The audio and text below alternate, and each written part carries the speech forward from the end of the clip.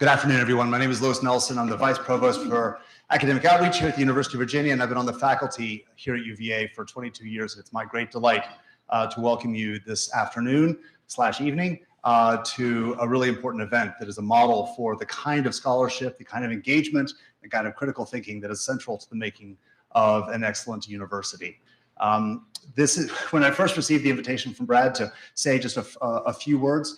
He used a really important phrase in the email request to me, and that is viewpoint diversity.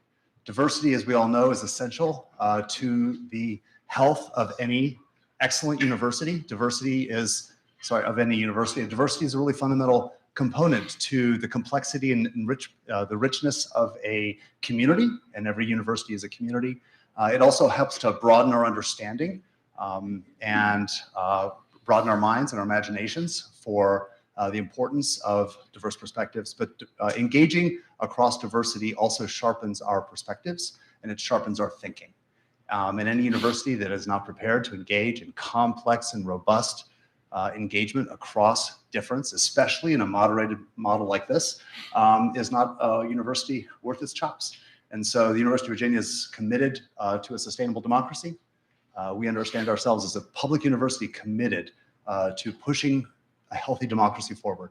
And this kind of event is essential to that kind of critical thinking, both for us as faculty, as well as students, as well as contributing to the scholarship that shapes the future as we all think about it. So thank you so much, Brad, for inviting me. Welcome. And I look forward to hearing from our eminent speakers. Thank you.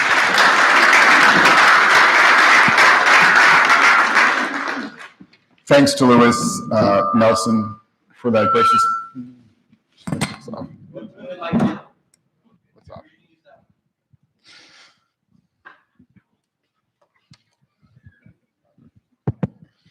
For that gracious welcome to our debate tonight.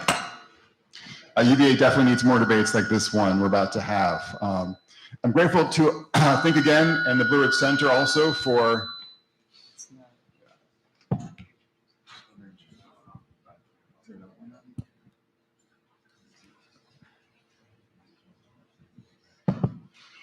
I'm grateful also to Think Again and to the Blue Ridge Center for co-sponsoring tonight's debate. And they'll be bringing more debates like this one to grounds next year. My name is Brad Wilcox. I'm a professor of sociology and the director of the National Marriage Project. And I'm pleased to MC tonight's event on fatherhood and marriage. And I could not be more honored to have two of the finest minds on this topic with us to debate tonight, whether strengthening fatherhood depends upon renewing marriage in America. But before we get to their differences, I want to underline some common ground with our two speakers tonight. Both of our guests know that dads matter for kids, dads matter for communities, and dads matter for the country at large. And both are exemplary fathers, so they agree that dads matter.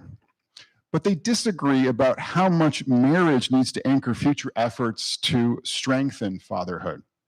Richard Reeves, the author of Boys and Men, a Brookings Senior Fellow, and the former director of Demos, the London-based political think tank, will be arguing that we can and must strengthen the institution of fatherhood without necessarily renewing marriage. Ian Rowe, the author of Agency, an American Enterprise Institute Senior Fellow, and the former CEO of Public Prep, a nonprofit network of public charter schools based in the South Bronx and the Lower East Side of Manhattan, disagrees. He will argue that the path towards stronger fatherhood runs right through renewing marriage this evening. Now, just let me have kind of two housekeeping details before we begin. One is that if you're in my class and you haven't signed in electronically, you can sign in at the front of the class after we're done here with the debate. And then the second thing that I want to mention is we're going to have basically 15 minutes for each speaker to kind of give their perspective.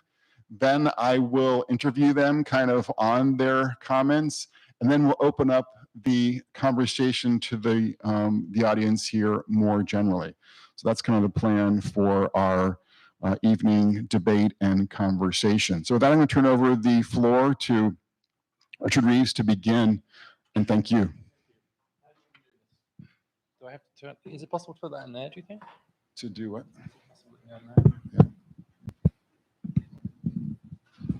Let's try it anyway. All right.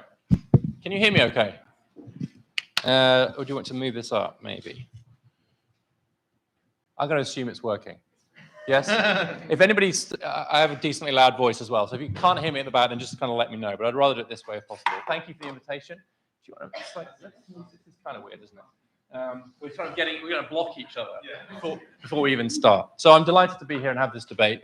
Among other things, I'm the biographer of John Stuart Mill, the 19th century liberal philosopher. Whether that makes me better or worse in your eyes is something we can get to in Q&A. But the reason I raise that is because Mill had this beautiful description of how you should think about a debate when you're disagreeing with somebody. He said it's almost always the case you should think of the opponent in your debate as someone that's trying to climb the same mountain as you. They're just choosing a different route.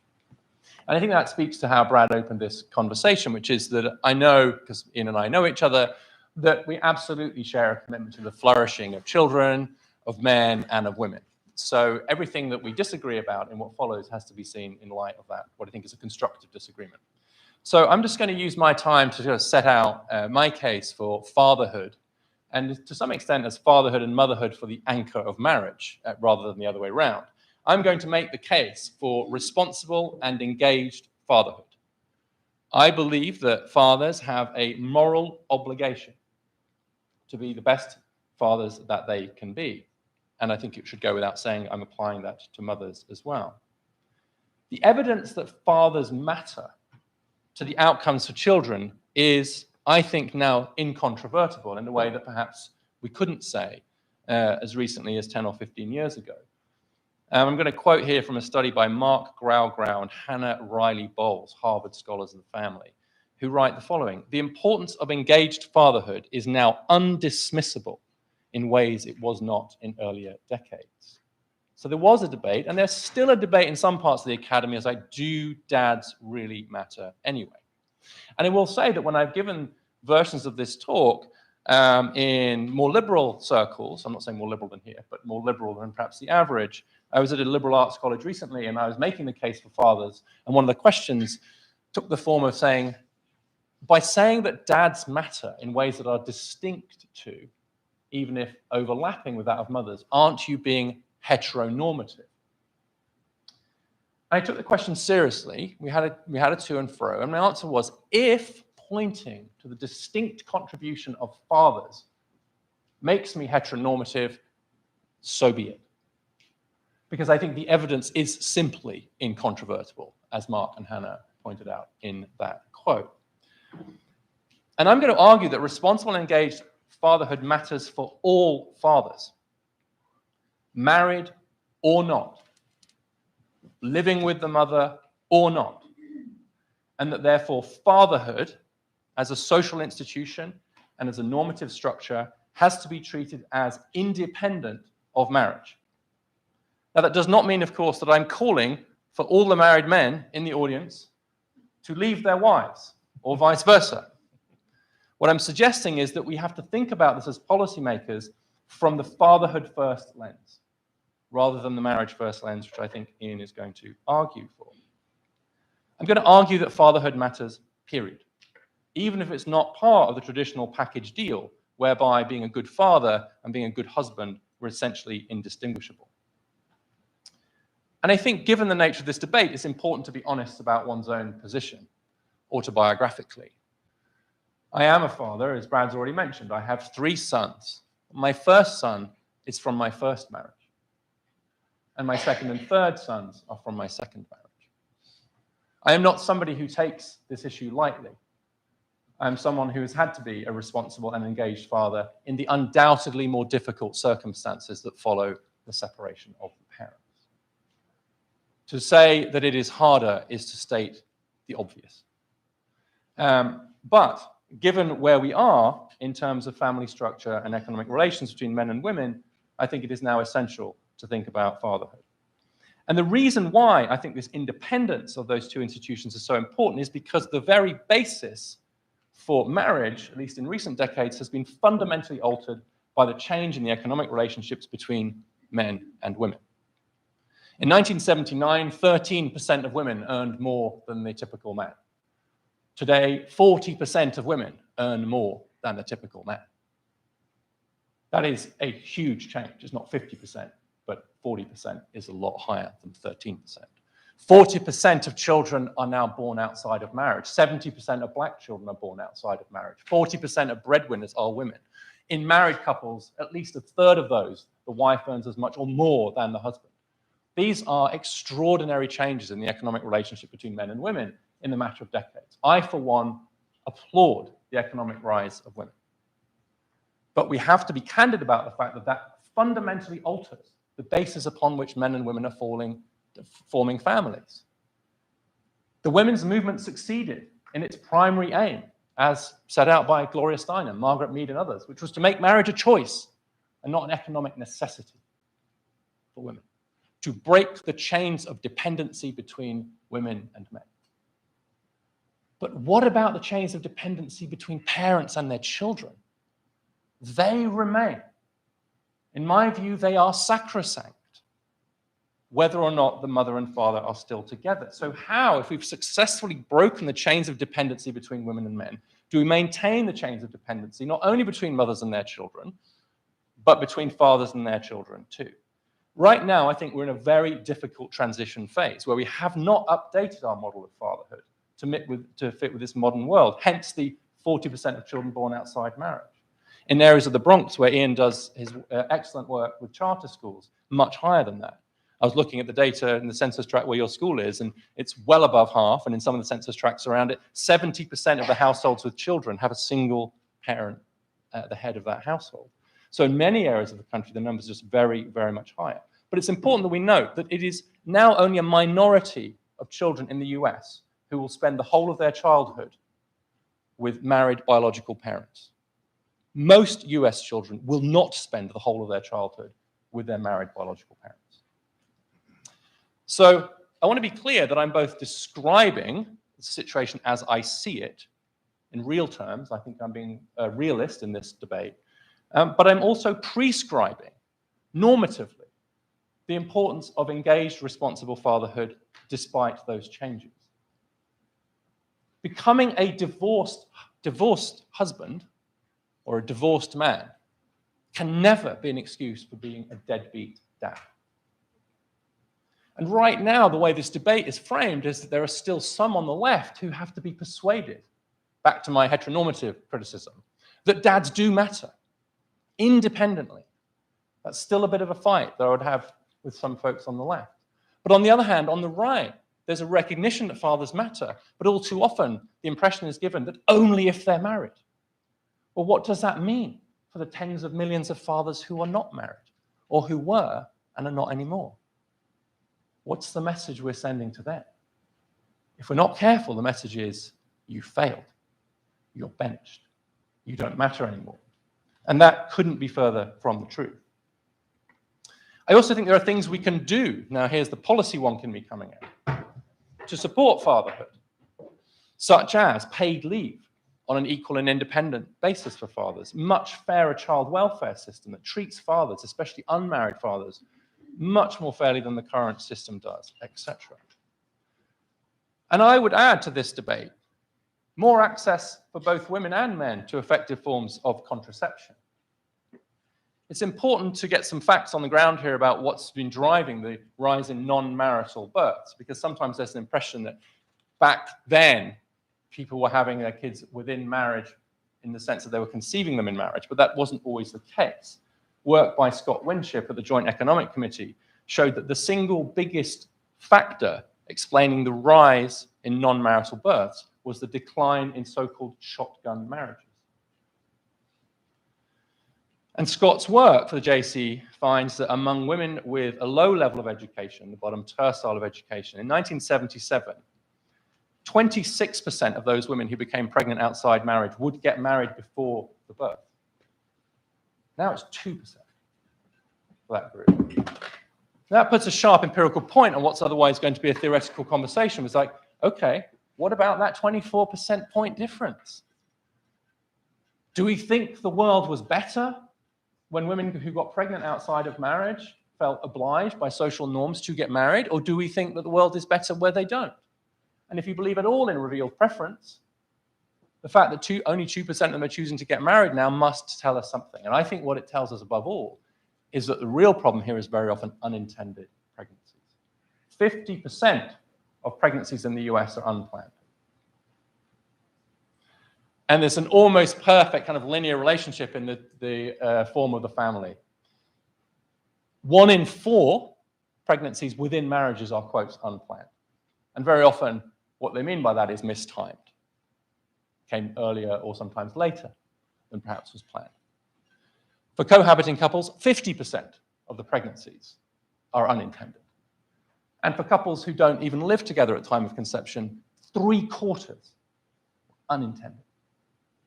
And so it seems to me that if we share, which I do think we do, a belief in the importance of family stability and family planning, we can't ignore the fact that there is a huge problem that's caused by unintended pregnancy.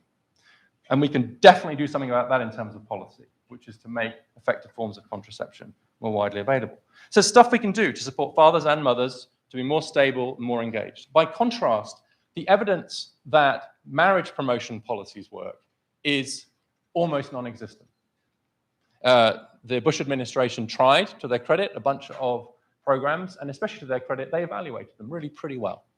So we got a really good research based on marriage promotion. And you can pick a few that worked here and there, but the overall impression was pretty clearly summarized by my former colleague Ron Haskins at the Brookings Institution in a piece for National Affairs, now published by AEI. Quote, "There is little reason to be optimistic that programs providing marriage education and social services will significantly affect marriage rates." As he said, the evidence is decidedly thin for the effectiveness of marriage promotion. So even if we could promote marriage through policy, it doesn't seem to work very well. So we can promote fatherhood. I don't think we can promote marriage. There's not much evidence. The last substantive point I'll make is that very often in this debate, the response from thoughtful conservatives will be, this isn't a policy question, it's a cultural question. And the problem with liberals, like me, who are married, even if in my case for the second time around, is that we don't preach what we practice, to use Charles Murray's phrase. And that we should be more willing to go out there and tell people they should be doing what we're doing and getting married, etc. 2 problems with that. First, people don't need persuading.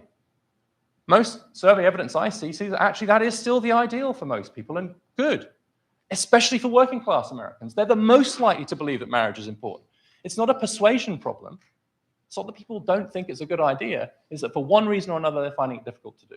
And the second reason that I don't think the preaching approach is very effective is that, and I could be wrong about this, but my sense is that the American working class right now isn't in a terrifically good mood for lectures from liberal elites about how they should be living their lives.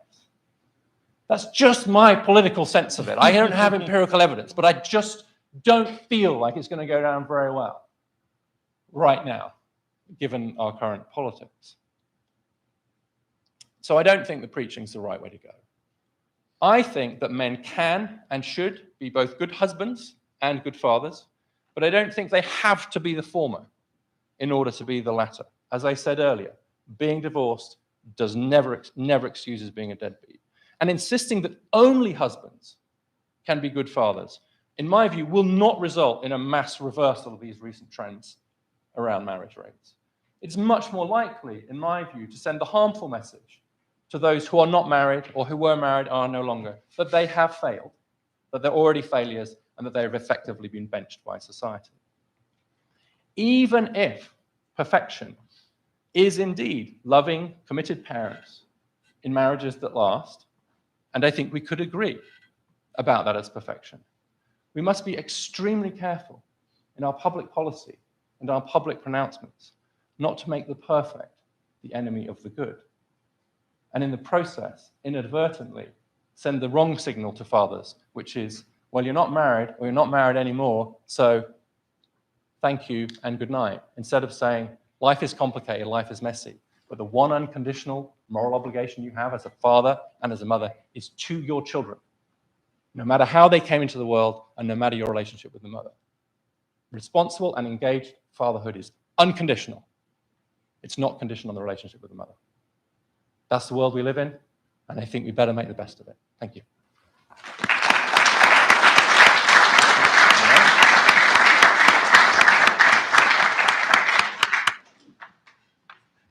Excellent. Thank you, Brad and Richard and University of Virginia. And in the same spirit, let me start by doing something a bit unorthodox for a debate, outlining where I think we have common ground. As someone who's run public charter schools for more than a decade in low-income communities in New York City, I have seen firsthand the issues that boys and young men face. In 2014, I opened the first all-boys public charter school in the Bronx, a South Bronx community where the non-marital birth rate is about 80%. Many of our boys had strained or non-existent relationships with their unmarried, non-resident fathers. But as Richard advises in his book, we did our best to hire male teachers, especially in elementary school, so the boys could have consistent and positive role models. Even personally, as I think I've shared with you, my wife and I held our own son from kindergarten for a year because of his November birthday, another one of your recommendations in your book. In August of last year, I launched a new International Baccalaureate High School, Vertex Partnership Academies, also in the Bronx, that will empower boys and girls to choose apprenticeships during their junior and senior years so that they can have an alternative to the college for all approach that has dominated secondary education, but frankly has not served our nation well. Another recommendation from your book. So we have several areas of agreement, and really, I mean, Richard and I are colleagues and friends, and I have much respect for his dedication to improving the lives of boys. Yet while we share areas of agreement, the path that Richard suggests, creating fatherhood as an institution independent of marriage and even independent of cohabitation, is a path that I believe will do further damage to the boys and men that I know Richard is genuinely seeking to help. I say this not because I'm an expert fortune teller who can accurately predict the future, but rather because I am someone who sees the devastating impact today of fathers when they are untethered from marriage and untethered from living with their own children. I'm a storyteller, so let me share with you why I believe this.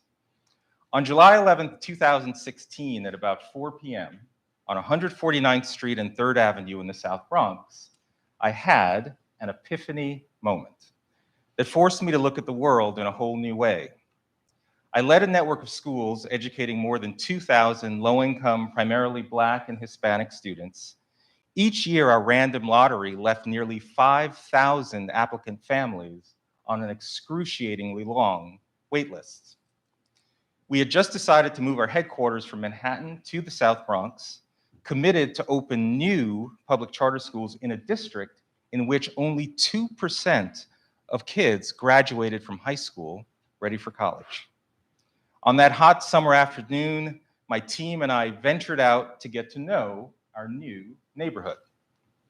And on that walking tour, I saw a 27-foot baby blue Winnebago truck with graffiti lettering on the side.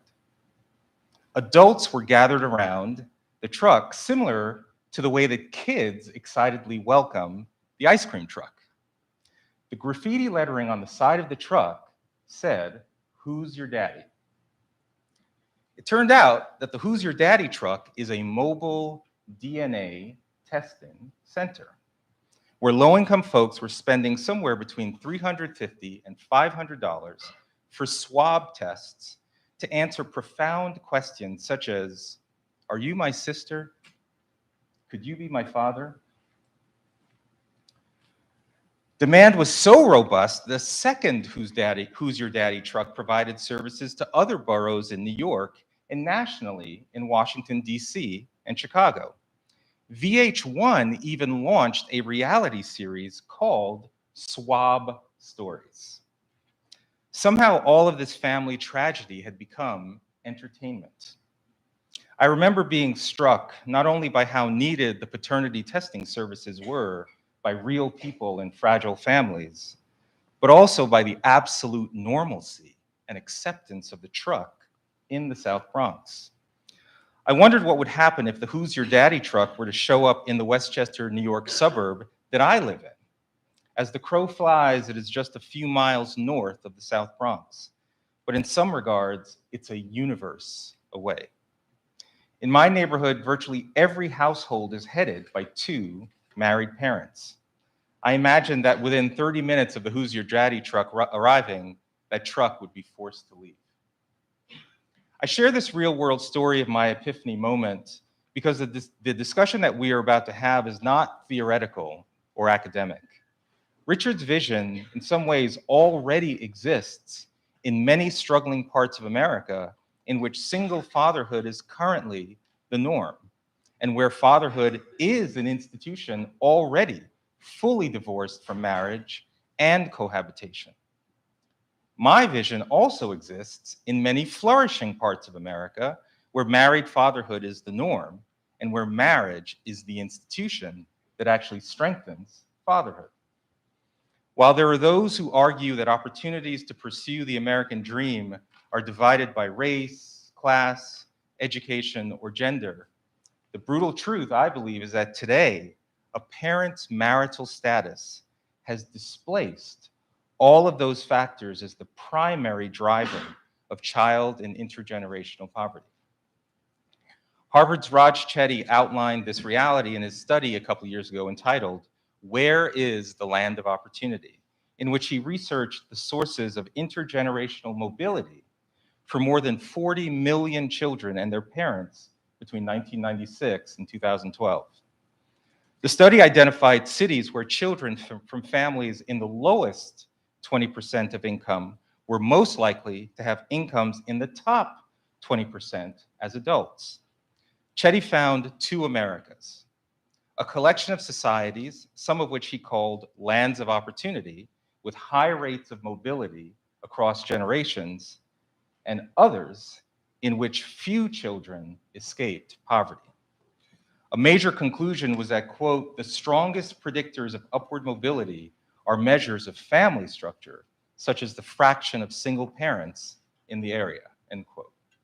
Kathy Eden, who Richard cites her work in his book, she has studied low-income couples for decades, and she explains why high levels of single parenting cause a high degree of what she calls repartnering, which results in more than half of children born to single parents will see their moms or dads form up to 4 or more romantic relationships during the child's first 5 years of life.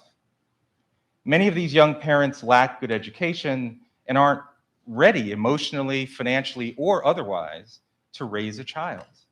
And far too many of the young men themselves facing unemployment challenges seem to be in a state of perpetual adolescence. As Richard acknowledges, family instability and disengaged fathers affects boys more than girls. After studying more than 1 million children born in Florida between 1992 and 2002, MIT researcher David Autor found that, quote, "relative to their sisters, boys born to low education and unmarried mothers, raised in low-income neighborhoods, and enrolled at poor quality public schools have a higher incidence of truancy and behavioral problems throughout elementary and middle school, exhibit higher rates of behavioral and cognitive disability, perform worse on standardized tests, are less likely to graduate high school, and are more likely to commit serious crimes as juveniles." Richard, I get that you feel the married two-parent family structure is outdated and that you want to restore fatherhood by strengthening the direct relationship between a father and his children, regardless of whether or not he is in a relationship with the mother. But all the depressing statistics that we know are really an indictment of unmarried fatherhood, not married fatherhood. Where I believe your theory goes off the rails is that in the absence of a marriage with a firm commitment to the mother, especially in a non-marital birth, the father's relationship you are seeking to strengthen with the child is often severed. Marriage is the institution that first bonds the father to the mother as her husband, the original commitment even before children are present. Marriage is the social institution, however imperfect, that imposes a moral obligation on a father that no other institution can replicate, and certainly not the government. I agree paid leave should be equally available to men and women, but no policy is going to bond fathers to children as effectively as having married parents. I have an empowering alternative, and we'll talk about it. But let me close by saying respectfully, what you are proposing, I believe, is a luxury belief. An idea that confers status on the privileged who don't need to subscribe to that idea, but while that idea takes a toll on the less privileged. People who say that marriage is just an oppressive institution of the patriarchy are usually themselves married with children who they expect to become married with children as well. The intergenerational transmission of advantage. As Richard shared, he is a father who's raised 3 boys. I am a father too, raising a boy and a girl. But Richard and I are not just fathers. We are married fathers. I do think we need to preach what we practice, as well as talk about the how. It makes no sense to emphasize the importance of healthy family engagement while discounting the primary vehicle that drives healthy father engagement.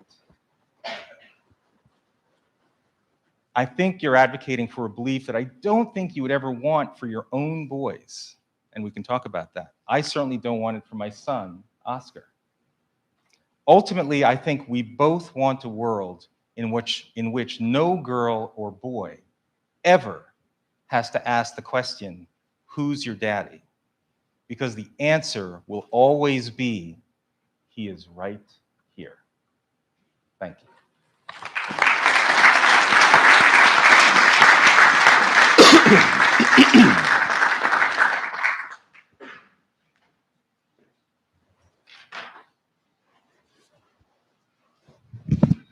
So great job, both of you. And we have some time now just for the 2 of you to kind of respond to one another. And I thought that Richard could kind of go first with some of his comments or reflections about Ian's, Ian's comments, and then we'll just obviously flip the switch. So go ahead. Should we sit? Is that all right with you all if we sit for this bit? So first of all, thank you, Ian, for your kind comments and for doing more to plug my book than I did. So I now feel like you should definitely all read Ian's book on agency.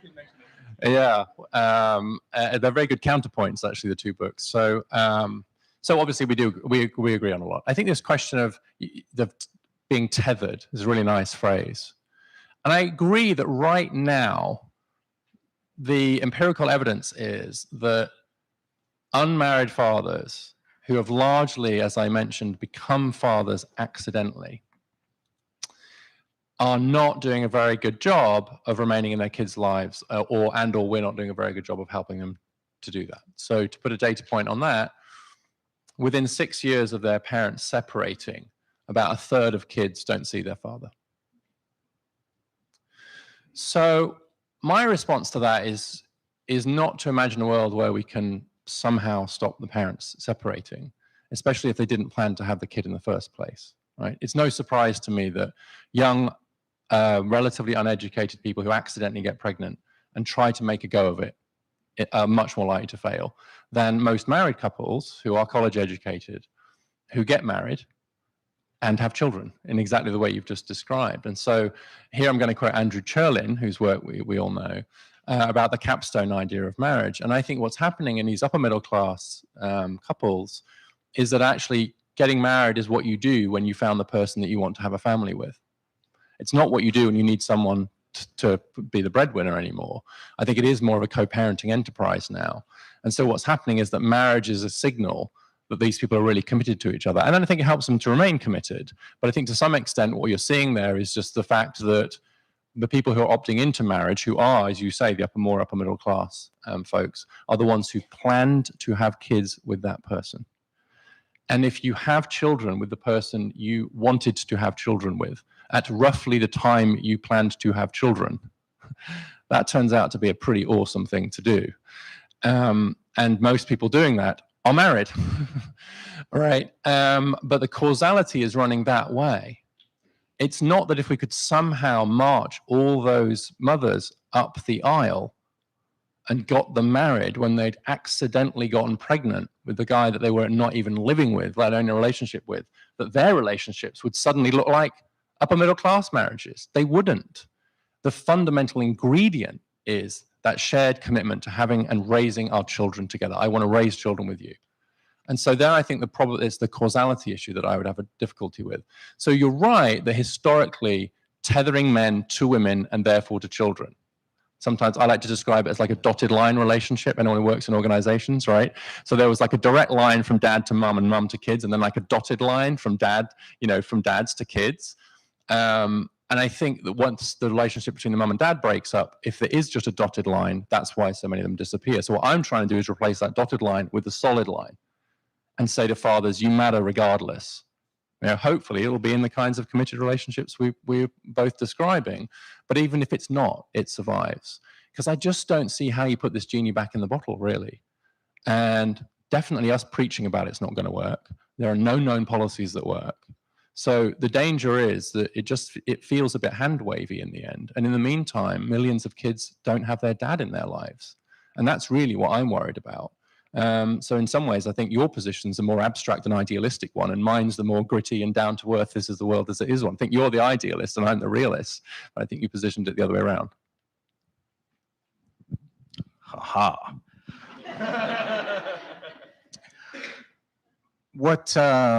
The thing that often, so thank you for that. The thing that often strikes me about this conversation when we talk about this divide, particularly in marriage, we describe marriage as almost always in the province of the upper middle class, the elite, who are, the causality runs another way. They're getting married, and it's almost like a inherent characteristic. But I run schools in the heart of the South Bronx, right, with kids who have not yet had the opportunity to make these decisions. And my sense is that they have the same capacity to plan relationships, plan pregnancy, plan marriage than anyone else, regardless of economic class, or frankly, even regardless of their existing family structure.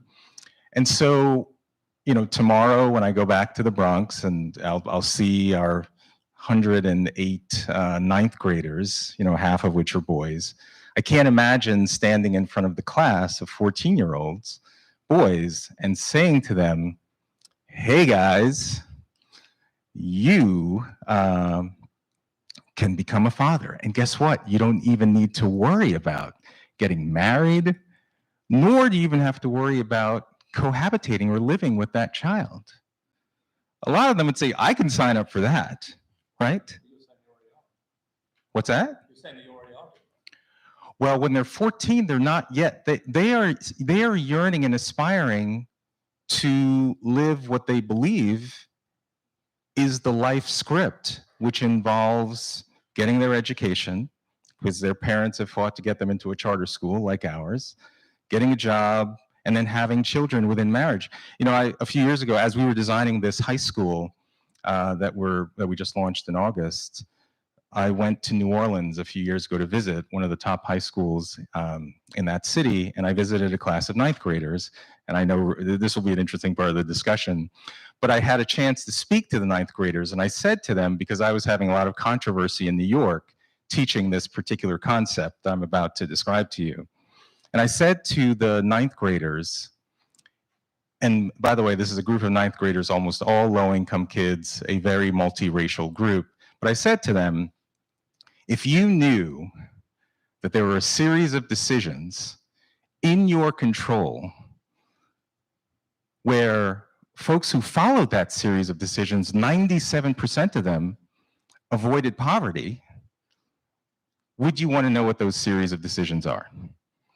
And they looked at me and they said, well, yeah, why wouldn't I want to know? And I said, well, there's some grown-ups who think the data is kind of wonky, that maybe it's kind of insulting, that maybe it might implicate even your parents, and so better not to tell you at all, not to tell you about that series of decisions. And they looked at me like I was crazy. Like, why would you not tell us? Tell us, let us decide if this information is valuable to me or not. Who are you to preserve this information now that you've teased me with the likely outcomes of what that series of decisions are?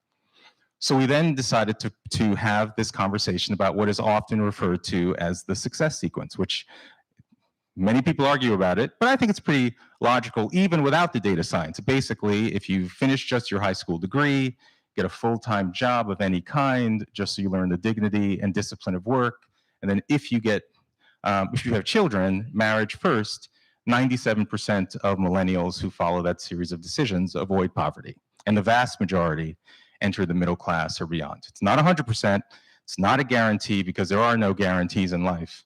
But what I found interesting about that conversation was at the end of it, and by the way, we had the conversation in what I call a descriptive fashion, not prescriptive. We didn't say, you must follow this series of decisions in your life, otherwise you'll be a failure. We just said, look, over the next 5 to 10 years of your life, you're going to be making decisions about your education, your work, your relationships, family formation. You should know that there's a series of decisions that yields this likelihood of economic success. There's another series of decisions that yields this likelihood of economic success. But at the end of the day, you decide. You are the architect of your own lives. And what I found interesting at the end of that conversation was that I felt that they felt that they had been respected as future decision makers of their own lives. Because I think even before we get to the fatherhood question, how about we just educate young boys to be responsible to not get pregnant in the first place, which I'm sure you would agree with. Contraception, or right? We agree that there are multiple ways that even before you get to the fatherhood, the marriage question. So this is my point, that I start from the vantage point of I don't see marriage and lifelong commitment in the province of only the elite that we often seem to ascribe it to. And I especially don't want to take it off the table from the very outset from young people who haven't even had an opportunity to grapple with these decisions in their own lives. Can I have the talking stick? Yes. It's good to only give us one microphone, right? Because we have to take it in turns. Well, we could get into the social science of the success sequence, but that would be boring for everybody, I think. But I will say, as you know, that most of the work in that equation is done by the work full-time thing. But I want to I think I will give you a talking stick right back, because we can see the same statistics around non-marital birth rates, etc. We can see the same statistics about the fact that the majority, at least 3/4 of the pregnancies to people who aren't living together, are unintended. Right? They were not planning to have a child with that person. Just read Bob Putnam's work. Right? It's just story after story of people's plans being derailed by an unintended pregnancy. And there's always like, well, it kind of sort of didn't happen, didn't really plan it. It kind of, the ambiguity around it. And so it's very clear that that's a problem. The difference now is that whereas maybe 30, 40 years ago, people felt like if you had an accidental out of wedlock pregnancy, there was huge social pressure to get married, that social pressure's gone away. I find it hard to see that as such a terrible thing. I think what's terrible is if people don't have access to the opportunities to allow themselves to plan. But the way you're describing this, Ian, it sounds like you think the reason why lower income folks are not choosing to marry before they have children which I agree would be in their economic interests, if nothing else, is because people like me are writing social science books. I didn't suggest putting it in the curriculum, right? I'm not going to come into your school and put it into the curriculum. I'm just describing a world where the fundamental basis for marriage that used to exist, which was based on this economic relationship between men and women, has just completely changed. The conservatives of the 1970s were absolutely right to warn that if women got economic power relative to men, that would transform family life. In fact, that's what they wanted. Completely transform it. And that's exactly what's happened. And it's extraordinary, the change. And they were right to say, well, that will bench the dads. What are we going to do with the men? They were absolutely right about that. What they're wrong about is saying, so that's why we shouldn't let women have all this freedom and opportunity. That's why the women's movement was such a terrible mistake. They were wrong then and they're wrong now. But they're right to say that that fundamental change in the economic relationship, especially between black men and black women, right, that fundamental has completely altered the way in which we form families. And I now think that families are more about co-parenting. So I actually think that if we could persuade more boys and young men to be a responsible and engaged father, which would include having the kids with the person you want to have the kids with, that would lead to more marriage. So I think that my pro-fatherhood thing will lead to more marriage. It's not the goal, but I think to the extent that marriage is now about parenting, more parenting would be good for marriage. So mine is a pro-marriage policy in disguise. It's just that I don't need it to be a pro-marriage policy. One thing, because we might be getting to we might be getting to a good place. So I think part of the issue, Richard, is that I think all of your interventions start post-baby. Parental leave, child welfare. Well, that's a big deal. There is no shortage of access to contraception in that. Certainly, if you come with me to the Bronx, you'll find every shade of no, it's seriously. Well, it's not that we support it or not. Yes, people need more power, certainly, to make decisions about when and if they want to become pregnant. Absolutely. But I'm saying that, at least certainly in the neighborhoods that we've run schools, that's access to contraception is not the binding issue, right? But the point is that there are a whole bunch of things that occur with young people prior to them having sex, having children. I just mentioned that we just opened a school in which the only 2% of kids who start 9th grade 4 years later graduate from high school ready for college. That's crazy, right? And yet, but you didn't put school choice or charter schools or that kind of educational freedom in your book as one of the strategies for helping young boys. It's crucial. These are the kinds of things where I feel like sometimes we are talking past each other. And this is why I run schools. I want to avoid the intervention that we're betting on, that we're hoping will, bind fathers to children, paid parental leave. Sure, but how many of these guys are unemployed where paid parental leave isn't even on the table as an intervention anyway, right? So that's my plea to you is to also be as innovative to help young men in particular and young women be more decisive about the kinds of things that would not put them on this pathway in the first place. So I think as I kind of listened to both of you, the idealistic kind of dimension of Ian's argument, one could say, and that's of course what Richard said, is sort of the marriage emphasis. But I would say to you, Richard, that sort of the idealistic character of your argument is thinking we can kind of conjure up this sort of fatherhood thing and somehow inject it into young men and build this incredible tie between young men and their kids without the benefit of marriage. So in terms of kind of thinking about some concrete ways, we kind of talked a little bit about how do we kind of make the marriage piece more practical. And I think that the success sequence, the curriculum is kind of what Ian would say in part on that score. But in terms of on the practical side for fatherhood, how would you kind of make your idealistic claims about fatherhood kind of play out in a very kind of programmatic way for ordinary working class and poor young men. That's good. So I think this is actually the heart of the disagreement, I think, in some ways, which is like, who's the greater conjurer? You know, I'm conjuring up responsible, engaged fatherhood independent of marriage. You're conjuring up a world of marriage that has gone. And I have the advantage that there are some pretty good policy evaluations of things like paid leave for fathers, especially if it's use it or lose it. In other words, the father has to take it. Reforms to child welfare policies along the lines that Catherine Eden and others suggest, changes to workplace culture to encourage paternity leave, etc., actually do have some effects on fatherhood. Now, I'm not going to suggest for a moment that those policies are going to solve the problem, but I am going to suggest that the evidence for their effectiveness is significantly stronger for the effectiveness of any known marriage promotion policy pursued by any government anywhere in the world. So I would submit that you're the conjurer.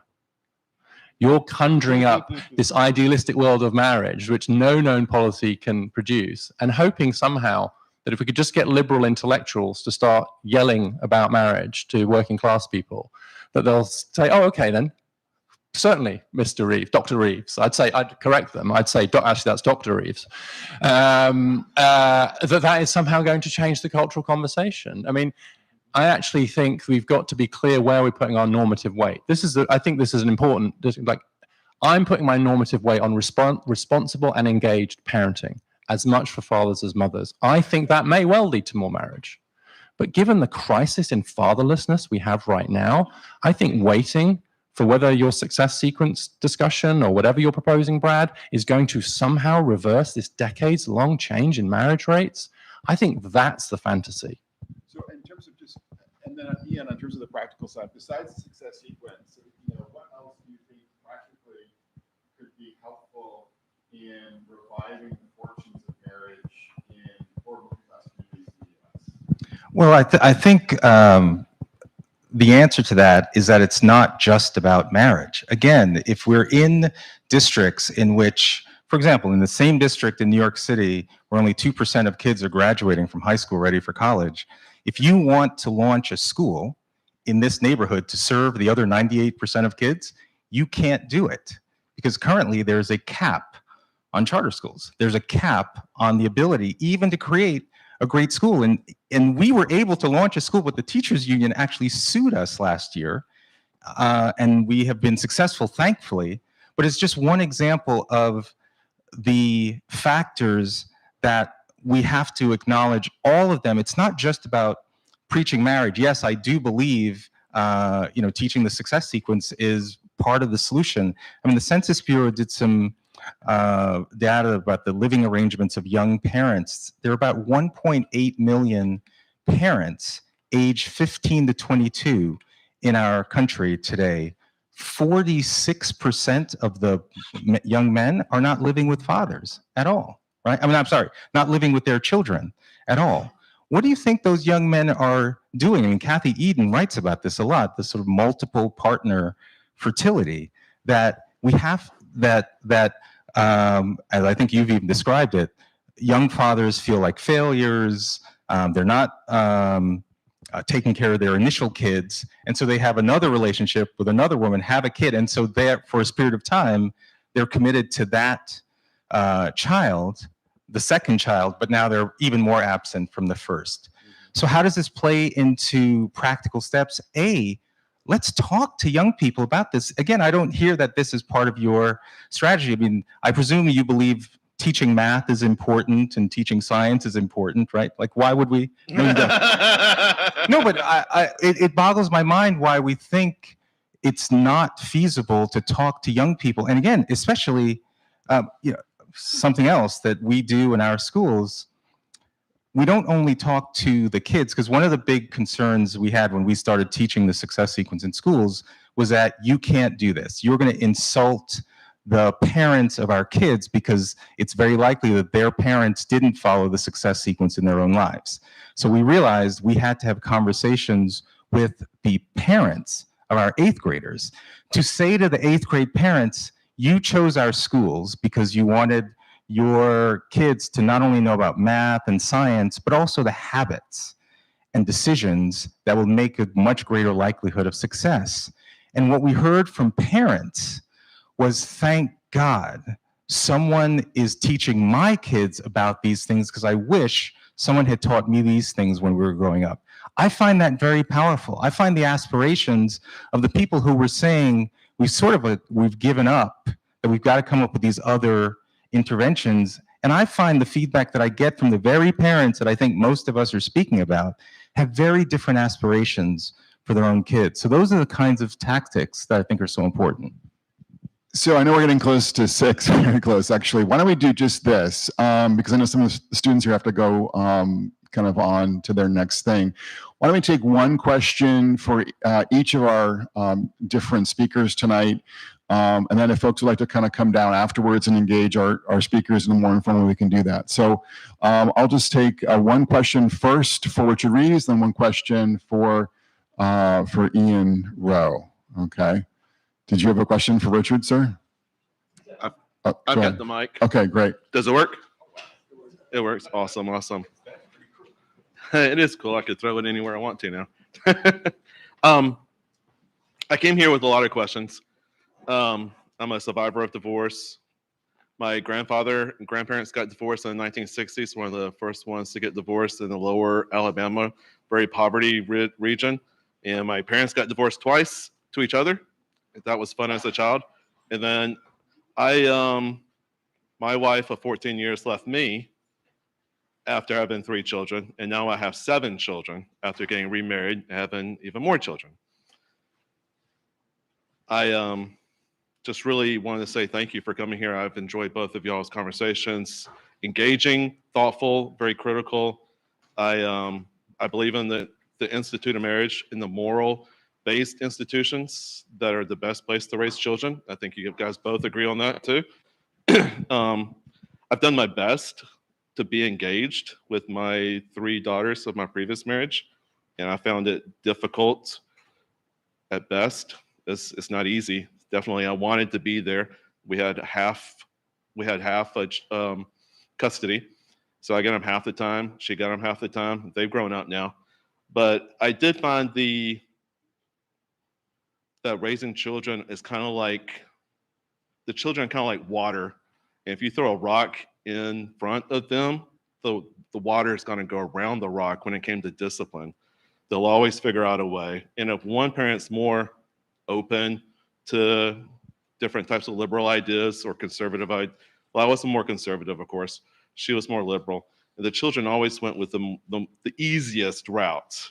And my question is, how would y'all work around that in a separated world that we now live in, even if a father wants to be a father and have a little bit of discipline at the same time? Thank y'all very much for what you're doing. And I could throw this anywhere. Thank you. I'm just going to take the opportunity to ding Ian along the way. I don't know of any evidence that charter schools, which I'm a huge supporter of, as I think you know, improve marriage rates, which was your answer to Brad's question about a practical thing. And actually allows me to say something I could have said in answer to Brad's earlier question about practical changes. We can change the way that divorce courts work to give more rights to fathers. We can change the way that unmarried parents are treated in the courts to give more rights to parents. Maria Cancian did a very good study. It's hard to get national data, but she did data in Wisconsin. In 1986, 80% of custody awards were sole custody to the mum. That's now down to 42%, and 26% of them are now equal custody, which was up from 5%. And so by changing the law around how do we treat mothers and fathers in separation, it used to be, well, if they separate, obviously mum should get the kids, right? Or if you go back 100 years before that, it was the other way around. But now the courts have really moved. And so changing divorce laws and custody laws to actually give equal rights to fathers where appropriate is a great example of policy change that has significantly increased the extent to which fathers are still engaged with their kids. And God bless you for continuing to remain in your kids' lives, despite the difficulty I know that can create. These are data on how the kids are doing. How about a question, JP, for maybe Ian? You throw the, watch out, here it comes. All right. Well, hey, thanks, guys. Really great remarks. And Richard, I really enjoyed your book. Finished it a few days ago. I want to give you some encouragement, Richard. My friend, I have a friend, Richard, who's 2 rows in front of me. So Richard and I and Brad know that we led the largest privately funded marriage strengthening project in the country's history in Duval County, Florida, and successfully lowered the divorce rate there 24% in 3 years through entirely private interventions. And it was independently evaluated. And we got about as favorable of a conclusion that a social scientist will ever give you about the outcomes of it. So we know that things can be done to, I know in Duval County, there's close to 3,000 more marriages that are stable today, kids in their homes than would have otherwise happened. I think a lot of the questions about whether or not interventions can increase marriage rates, I don't think there's been much done to focus on creating that. I think Hungary has got some small evidence right now. I would respond that there's very little evidence that fatherhood programs boost fatherhood in a way that would substantively move the needle for outcomes for kids. The very best evidence that you cite in your book, right, is Paul Amato's research on patterns of fatherlessness.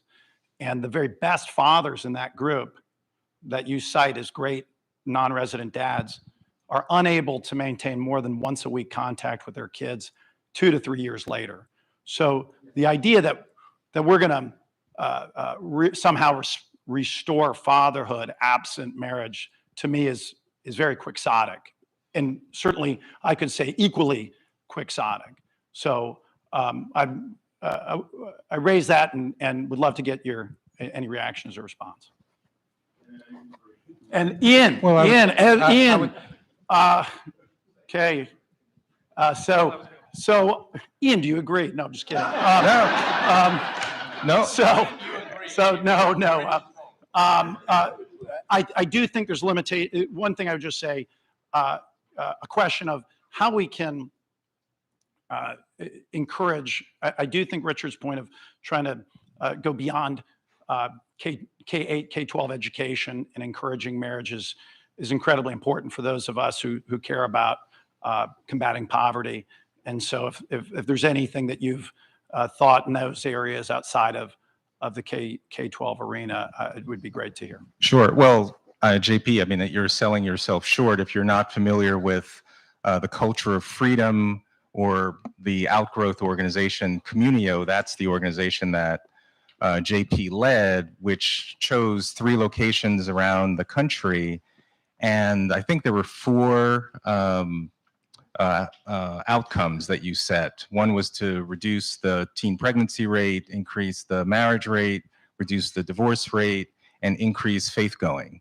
And in these 3 communities, they've really focused. They built relationships with churches throughout these 3 communities, and the results were as JP just described. So there was a whole dimension of faith that we haven't spoken about at all. And I will say to you, Richard, one of my criticisms of the success sequence was, frankly, is that it lacks the moral dimension, in the sense of when I've seen young people who have broken the cycle of disadvantage, young people who have been in very challenging situations, domestic violence and other challenges. I've seen young people, as they make their decisions into young adulthood, make decisions that recreate the same disadvantage that they experienced growing up. But I've also seen young people in those same situations make different sets of decisions where they have broken the cycle of disadvantage. And the common set of pillars or institutions that have been involved in helping that young people make different sets of decisions is what I call my free framework: family, religion, education, and entrepreneurship, where that first anchor, F, is that usually young people have been making decisions along the lines of getting their education, working, and not having children until marriage. That's the pathway that they've been on. But the second big dimension is that they've usually had some kind of personal faith commitment in their life, that they lived by a moral code, usually inspired by some kind of organized religion. Didn't matter if it was Christianity, Buddhism didn't matter, but they were part of a religious community where there were regular rituals that they participated in, where they lived. There were expectations of people in this community that helped them make those kinds of decisions. This is one of the challenges with things like the success sequence. How do you get people to actually stick to it? There has to be these kind of countervailing forces. Education, there has to be some kind of educational freedom or school choice. And then if you're on the pathway to building a strong family, having a personal faith commitment, benefiting from educational freedom, that usually leads to the last E, which is some type of entrepreneurship or problem solving within your own life. You have that characteristic, you become an agent of your own uplift. So that's part of what I'm putting forth in my own book, Agency, of the 4 pillars that we need to have more young people understand the power that does exist within their own hands and not give up on them even before they've had the opportunity to make the kinds of decisions that we've been talking about. Please join me in thanking Richard and Ian for the conversation.